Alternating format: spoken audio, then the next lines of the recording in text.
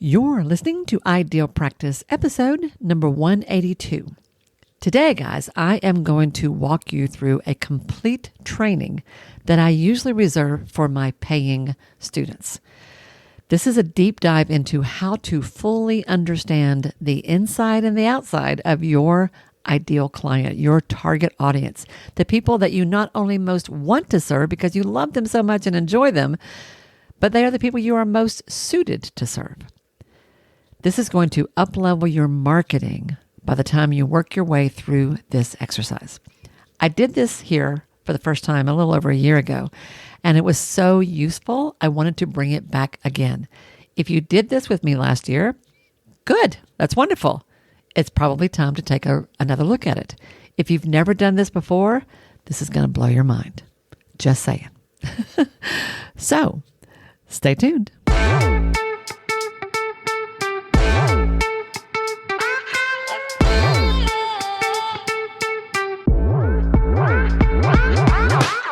Hi, I'm Wendy Pitts-Reeves, and with over 2 decades of experience in the private practice world, I've built my 6-figure business while learning a lot of lessons the hard way.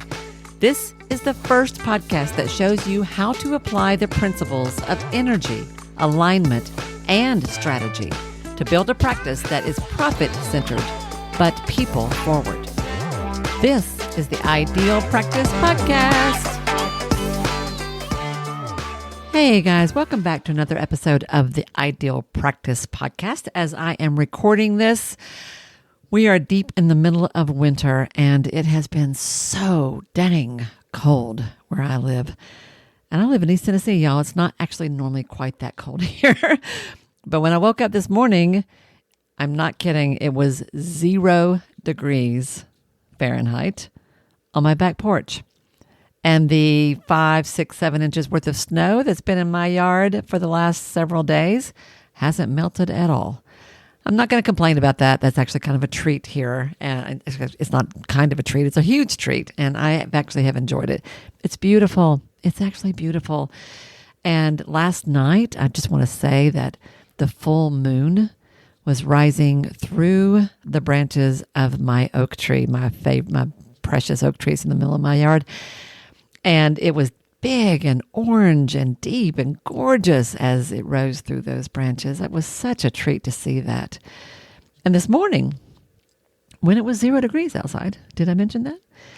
The sunrise was beautiful. So I'm trying to appreciate that, even though I had to put on like 10 layers to walk the dog every morning and every night. So that's what I'm dealing with. What are you dealing with? Well, I imagine you're dealing with a lot. And I hope you have the support that you need to work through whatever you're having to work through. I hope you are also finding moments of beauty, even if things are a little bit tough where you are. And I hope today's exercise, today's training, today's podcast episode will be really helpful for you. And this will be a bright spot for you. Now, this is the kind of episode that you may want to sit down and take notes as you listen. You may want to give a high-level listen to it first and then go back to it. You know how you like to learn. I'm going to leave that up to you. I will say the tool that I give you at the end will help you with it as well. And yes, this is a replay from over a year ago, but this is so practical and so useful. And I find myself teaching this over and over again to people. I felt like it was worth coming back to. So without further ado, let's get into the episode. Hey guys, and welcome back to another episode of the Ideal Practice Podcast. This is Wendy Pitts-Reeves, your host. How are you guys doing today? You doing all right? I hope so, because today I really want to talk you through a way to understand your ideal clients, your favorite clients, on a much deeper level. This is something that I have done off and on throughout my practice, and I can't tell you what a difference it has made for the sheer joy I get from the work I do. As I was thinking about preparing this for you today, I was remembering there was a day several years ago when I had this moment of awareness when I was with, don't laugh at this, but I was with some 11, 12-year-old that I found myself thinking, I don't want to do this. I love kids. I love kids of all ages. I find them all delightful in different ways. But there was something about working with 10, 11, 12, maybe 13-year-olds that just wasn't really working for me. And back then I had a fairly general practice and I was kind of known for parenting support. So I had a lot of those. But there was a moment when I thought, I am not having a good time here. I don't think this is who I want to work with. I want to work with teenagers. I like grumpy, roll your eyes teenagers. That was probably before I had my own. But I can remember that moment when I was like, yeah, I don't want to do this anymore. And I began to make some changes in my practice. That was the first of many of those kinds of moments. Have you had that happen? Have you had a moment when you're like, yeah, these are not my people, or this is not my tribe, or this is not my ideal client? Have you had that happen? See, the problem for so many healers is we think we can serve anybody. I can help anybody. And in fact, I used to say early on in my career, I used to say that it was easier to say what I didn't do than what I did. For example, when I was building my group counseling practice and I was bringing in folks who were experts in things that I was not, which was important to me, I did not work with eating disorders. There were other things too, but that's one of the biggies that I always sort of remember. And I would say, I work with almost anybody. I can help with all kinds of things, but I don't really do eating disorders. That's the one thing I don't do. Well, you know what? When you are early in your career, when you are just starting your practice, if you've only been out of school a few years, I would say if you've been in the field for 10 years or less, I actually think working with a wide range of people is excellent for you. I actually think that's exactly the right way to go. I have a bias here. I'm going to own it. I personally think that you will be more successful in private practice if you have had a wide range of experience before you go there. So, for example, in the early years of my career, I've worked in all kinds of different settings. I worked on an inpatient psych unit for children under 12. I have led group therapy for disabled adults. I co-taught a class for parents going through divorce.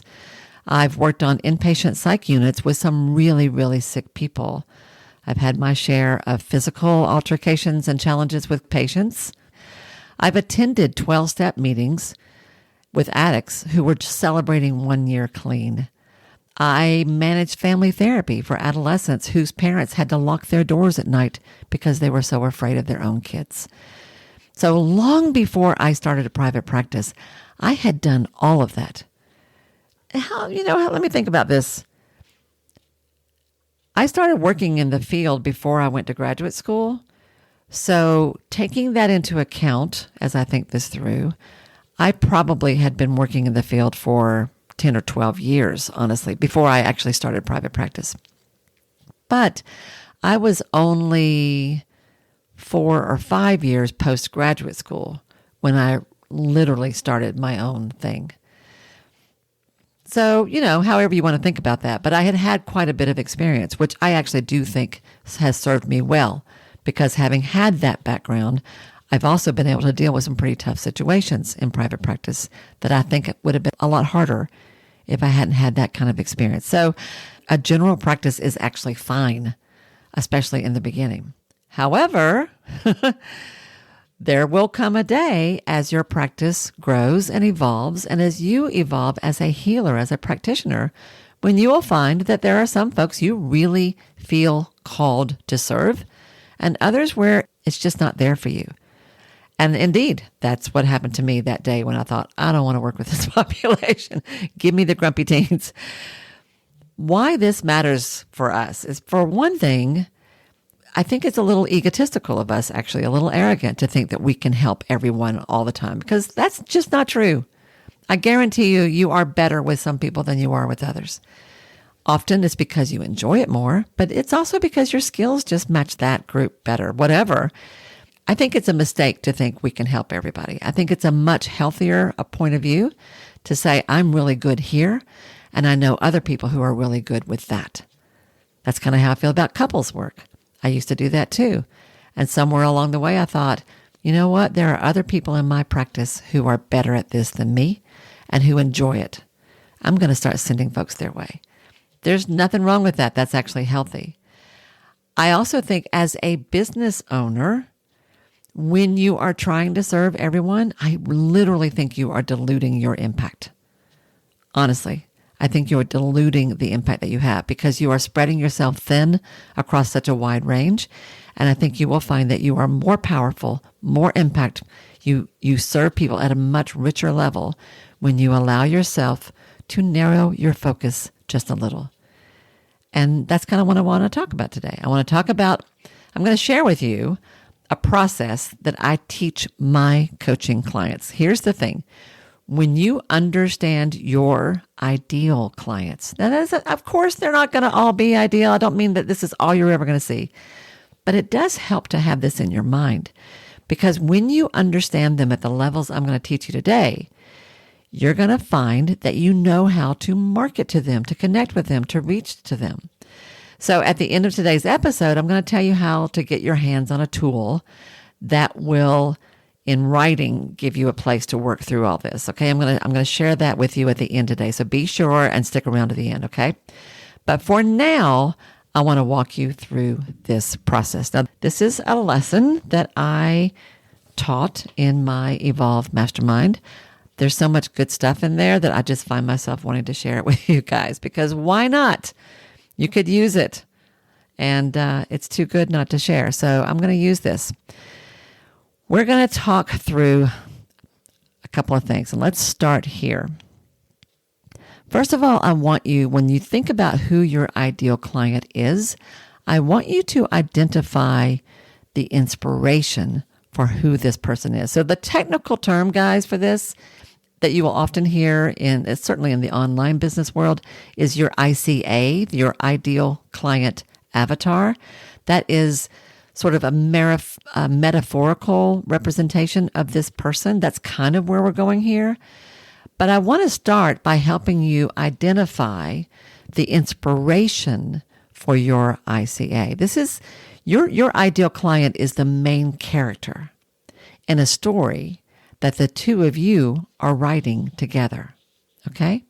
This could be a very specific person that you instantly have in your mind.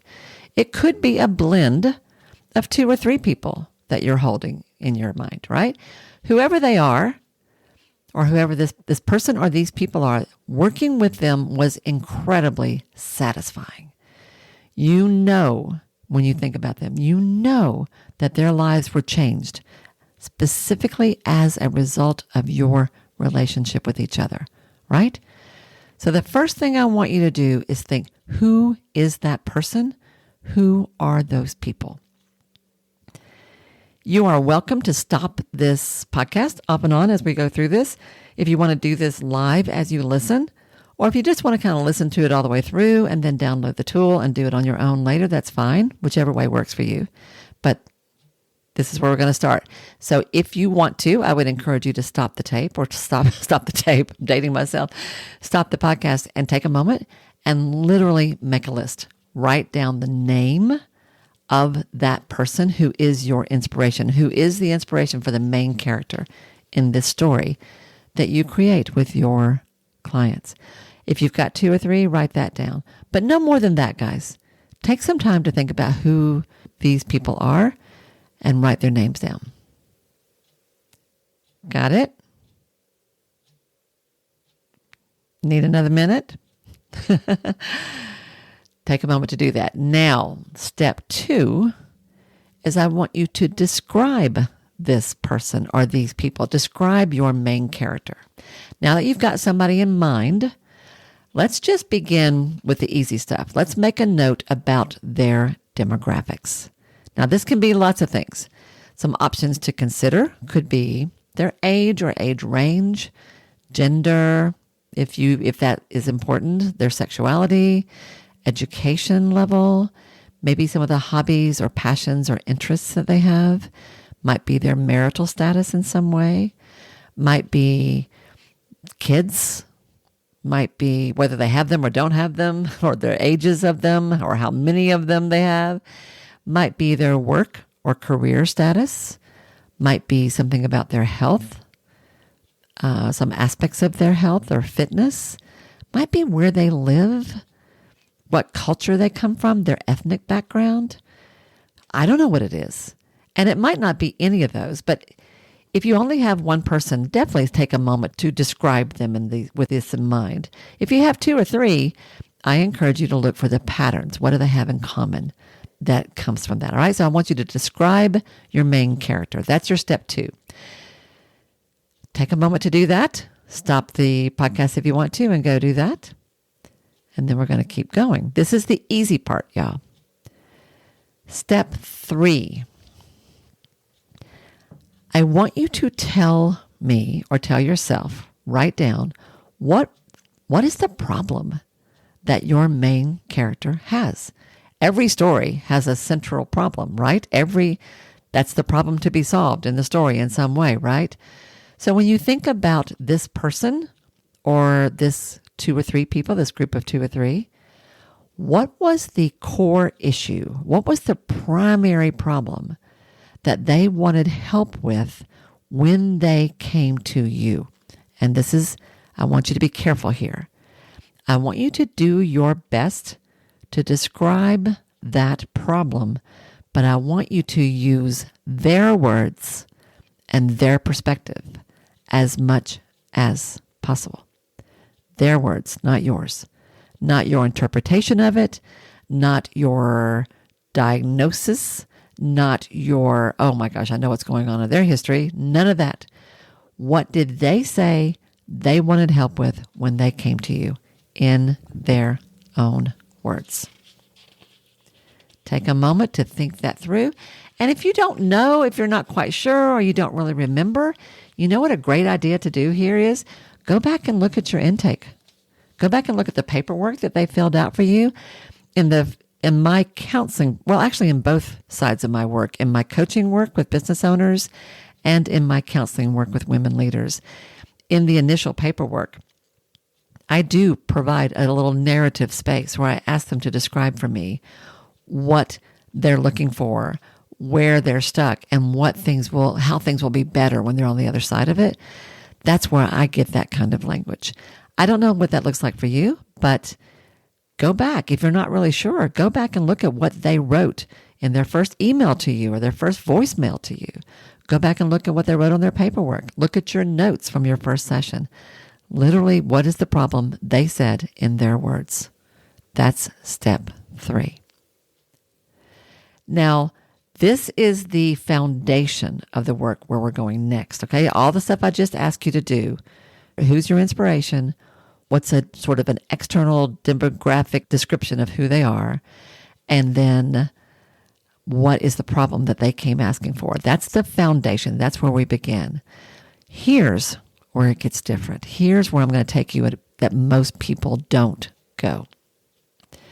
I want you to mine your understanding of them, or mine what you know of them, mine that content for deeper understanding. I want to dive into that problem that they've shared with you in more detail. So step 4 is I want to look at what does their internal world look like? What's their internal world? In some ways, you may know these people better than they know themselves. I bet you do.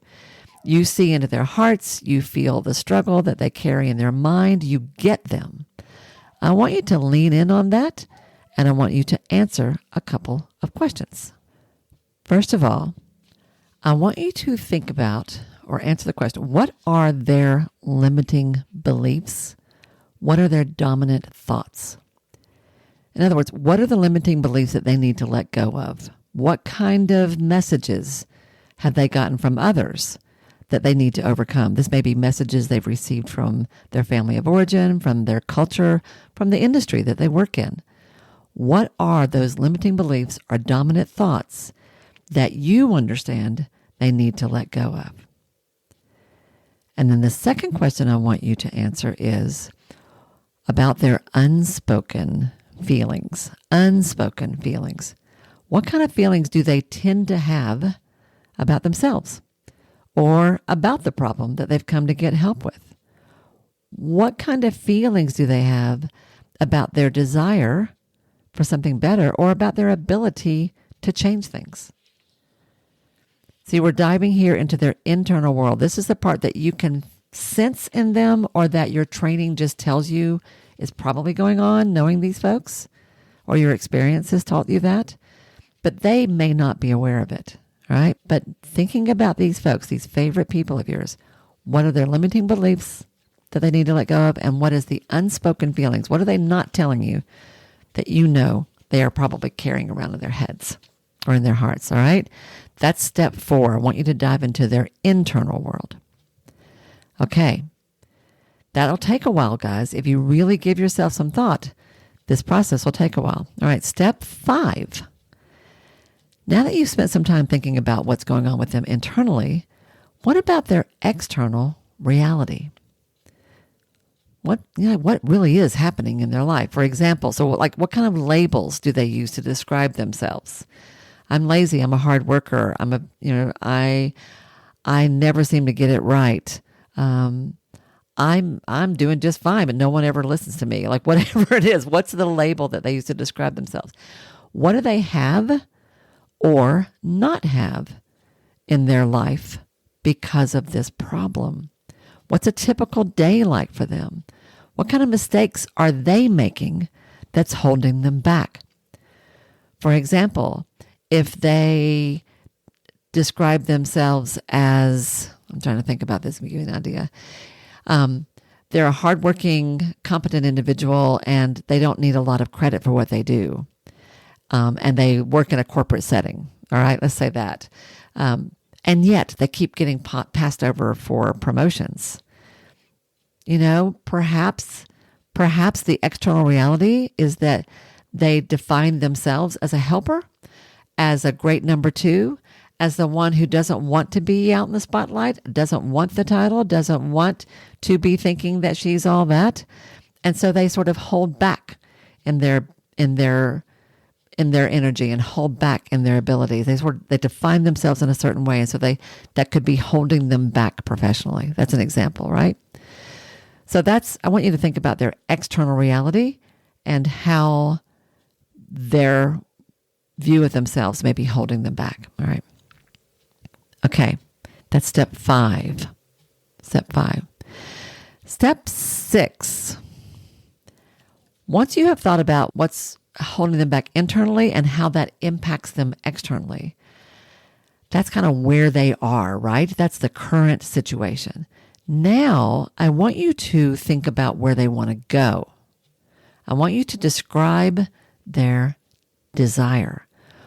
What's the solution? What's the relief that they're looking for? In this case, this may be more, well, let me do that. Let me do this way. I want to think this through.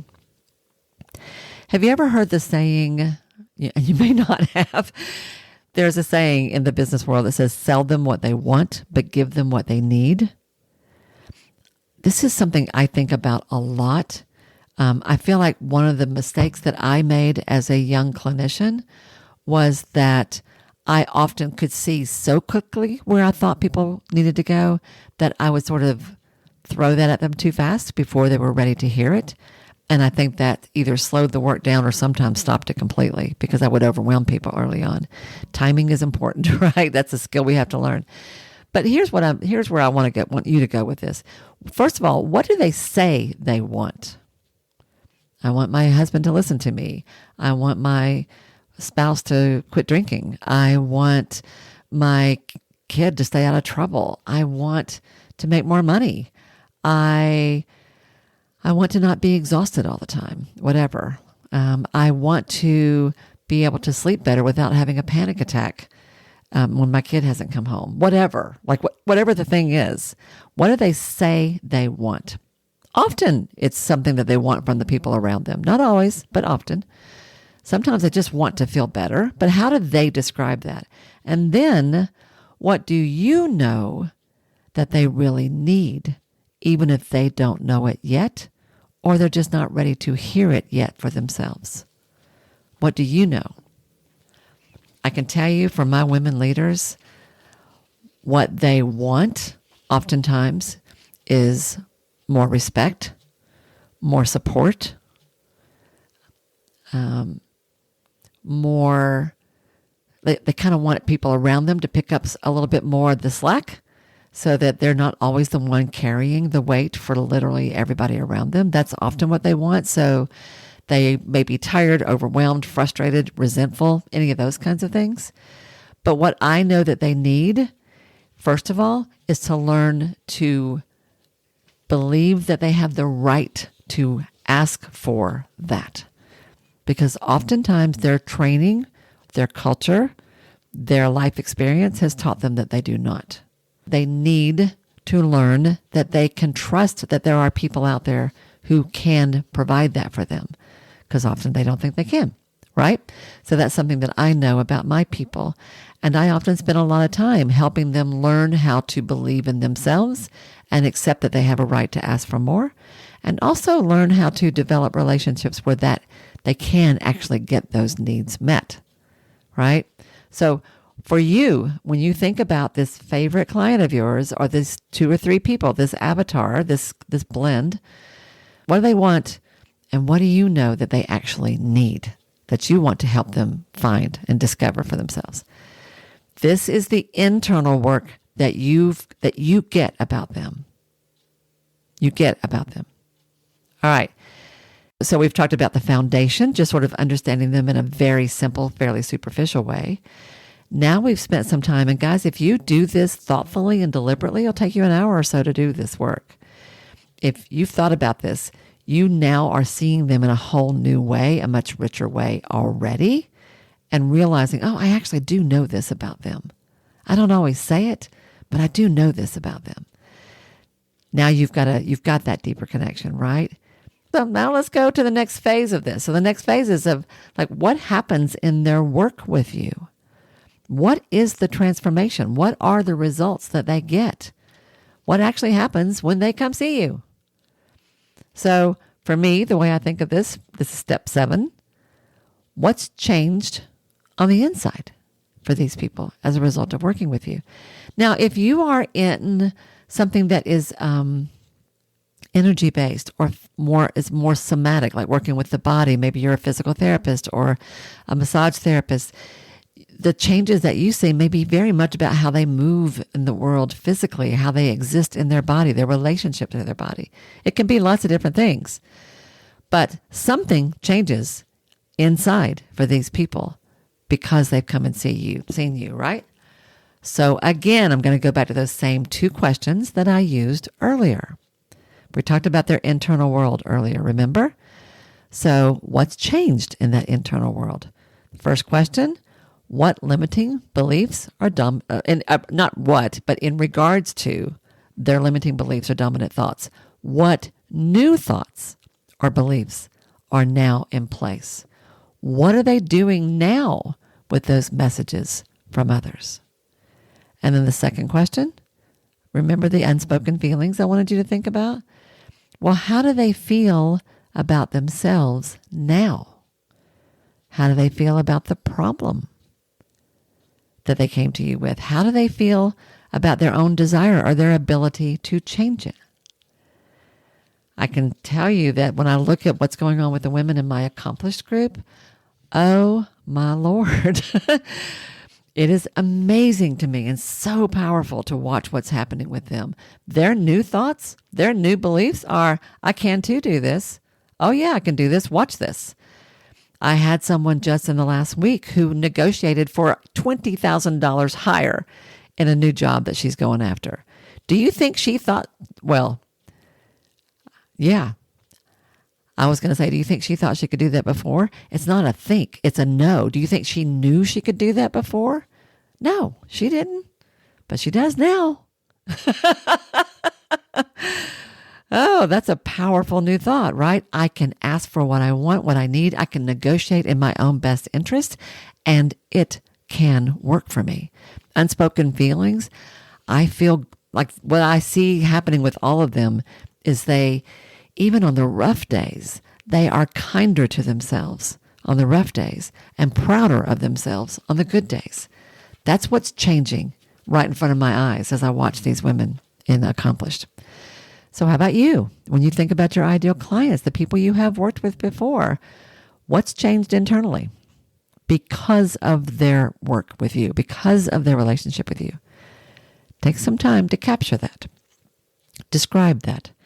And if you've got quotes that you can use, actual things they have said to you, that's even better. All right. Moving on to step 8. What's changed on the outside? Do you see a pattern here? We talked about what the problem was internally and how that showed up in their life externally. Now we're talking about the work you two have done together. What's changed internally and how is this manifesting externally? How would they describe themselves after working with you? What do they have now, or maybe they don't have anymore in their life because they have addressed this problem in a good way? How has their typical day changed, if at all? And, if it has, how has that changed? What have they learned that is allowing them to get their life back or to move forward again after feeling stuck for so long? Literally, externally, when you look at their life, what would people in their circle, in their world, in their network, what would other people see in them that wasn't there before they started working with you? Take some time to think that through. So good. So this is the cool part. What you have done now, by the time you've worked through these questions, is you have thought at a deeper level about sort of the internal motivations and suffering of your ideal client. And you have also given some deeper thought about the internal transformation and external just life is better thing that happens for them because they've worked with you. And I want you to literally write this down. Capture it in concrete language so that it's not an abstract in your mind. You can literally see it. I want you to write all that down. This whole section I just walked you through, that is a big piece of this work. But we're not done yet. We're not done yet. Now we're going to the part that, in my experience, my clients, my coaching clients, my business owners, my practice owners, my healers have the most trouble with. And this part of the story is about you, because every good story has the relationship, right, between that main character and the hero, and that's you. It's also them. Of course it is. But here's what step 9 is about, and that is I want you to own your authority. I want you to claim your impact. I want you to get clear about how your presence has made a difference here. A couple of options for you to consider. First of all, who are you? How is the person that you are making a difference? Maybe it's your personality. Maybe it's your approach. Maybe it's your unwavering faith in their ability to make changes. But what is it about who you are that has contributed to their getting better? Maybe it's about what you know.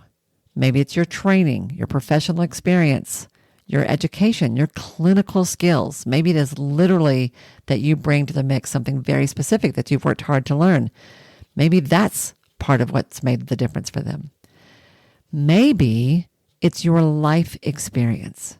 Maybe it's what you've been through yourself. Maybe it's the story that you can tell too. Take some time to write down what you bring to the table that has helped contribute to this transformation story. Because that, too, is an important part to get clear about. And if you're not sure, ask your clients, what is it about our work together that you feel like has been most helpful to you? I want to understand what we're doing here that's working for you. That's a great question to ask. And you will love the conversation that comes after. All right, we are almost done here. The 10th and final step of this process that I want you to go through is this. I want you to write a new story for and with your client.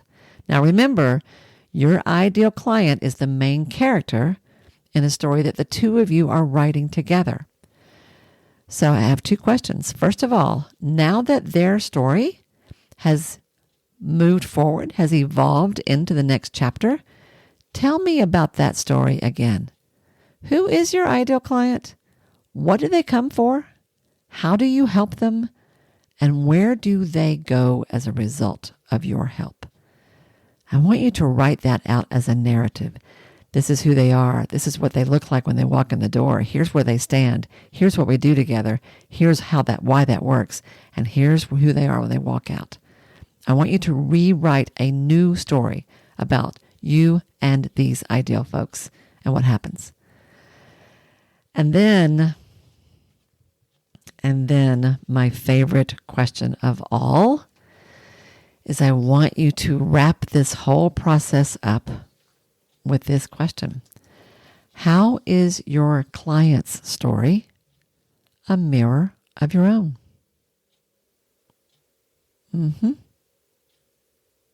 It's possible that it's not. That does happen. But in my experience, often the people that we love working with the most, there is something about them that we relate to on a deeply personal level because in some way we have been there. How is their story a mirror of yours? If you take the time to work through these 10 steps, I told you it was an intense process, and it is. When I work with people on this, it takes us a few hours to work through it. But when you get through this, you are going to know these people inside and out, and you are also going to be clear about how their work with you matters. And then you're going to use this all over the place.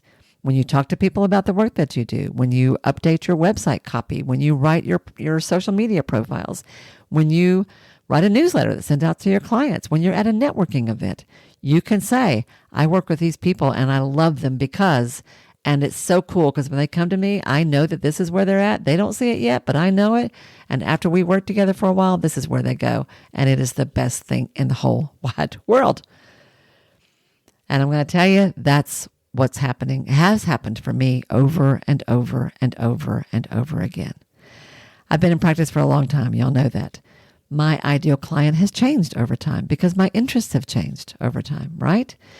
Well, a few years ago, about 2.5 years ago, maybe 3 at this point, I honestly, I'll be honest with you, was at a point where, things were a little stale. I've been doing the same thing for a really long time. I can't say it was super exciting. And then one day, a particular client walked in the door and I did an intake. And at the end of that session, when that client walked out the door, I was on a high because I enjoyed the conversation so much and because I could see where we were going to go. She didn't, but I did. I knew what the problem was. I knew what she said she wanted. I knew what she really needed. And I also saw the potential in her. This is what we do, isn't it? As healers, we call people forward into a better place. And I could see where we were going to go. And later that day, the thought hit me, what if I could have an entire practice of people like that? And in a moment, it was like someone had lit a match and I was like on fire with excitement about what I could do. And I've been working on that ever since. And let me just say it's going really, really well. What if you could have a whole practice working with people that lit you up like that you were just like, I can't believe I get to do this for a living. Honestly, guys, I have had that thought countless times in my career. I've had it back when I was doing heavy-duty trauma work with domestic violence victims. I had it when I was working with kids who had gotten through some pretty severe abuse. I have had it when I was working with couples and was able to help them to connect. I had it when I was working with teenagers who, by golly, were going to be just fine when we thought we were going to lose them. I have had many of those moments when I had to pinch myself that I get to do what I do. And I'm having those kind of moments now. It just keeps happening. And it will keep happening for you too, if you give yourself the time and permission to tune in to what makes you happy.